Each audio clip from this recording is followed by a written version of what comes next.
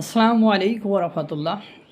আপনারা জানেন মাওলানা রইসুদ্দিন হত্যা মামলায় কেন্দ্র করে সুন্নিরা আজ সারা বাংলাদেশের অবরোধের ডাক দিয়েছিল। সেই অবরোধ কর্মসূচি পালনের উদ্দেশ্যে সুন্নিরা ঢাকা চট্টগ্রাম মহাসড়ক অবরোধ করেছিল এবং ওই উক্ত রুটে গাড়ি চলাচল সম্পূর্ণরূপে বন্ধ করে দিয়েছিল। সেটাকে প্রতিহত করতে বা সেই বিষয়টিকে প্রতিহত করতে আপনার পুলিশ আর সুন্নিদের ভেতরে ব্যাপক সংঘর্ষ চলছে, টিয়ার সেল নিক্ষেপ হচ্ছে। সেখানে দেখা গেল সুন্নিরা সে জুলাই গণ অভ্যুত্থানের সময় যেমন ইট মারামারি হয়েছিল পুলিশের সাথে, ওরকম ইট ভেঙে একেবারে একে অপরের সাথে ইট মারামারি হচ্ছে।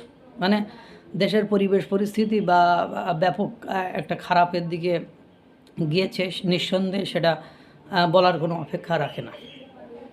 এই যে সুন্নিদের সাথে পুলিশের সংঘর্ষ, ইট মারামারি, পুলিশের টিয়ার সেল নিক্ষেপ, এটা আসলে বা কতটা যুক্তিযুক্ত। এবং আপনারা জানেন যে পুলিশ কেন স্টেপ নিচ্ছে না।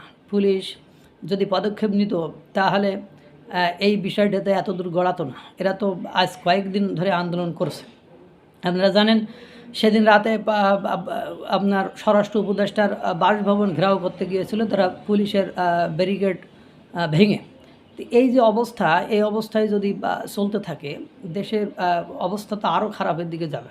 আর সুন্নিরা নবী প্রেমিক, তাদের যদি কেউ আর দ্বিতীয়বার খুব আঘাতগ্রস্ত হয় বা এভাবেই পাটকেল খেয়ে মারা যায়, তাহলে দেখবেন ওই যে এক আবু সাঈদের মৃত্যুকে মানে সামনে রেখে যেমন একটা দল, একটা গ্রুপ, আপনার আওয়ামী লীগের মতো শক্তিশালী একটা দল, শেখ হাসিনার মতো একটা মানে আয়রন লেডিকে আপনার পরাজিত করে তার সাজানো গোছানো সংসার বালুর বাদের মতো 36 দিনে যদি ভেঙে যায়, তাহলে এই সরকারের ভিত্তি বলে তো কিছুই নেই।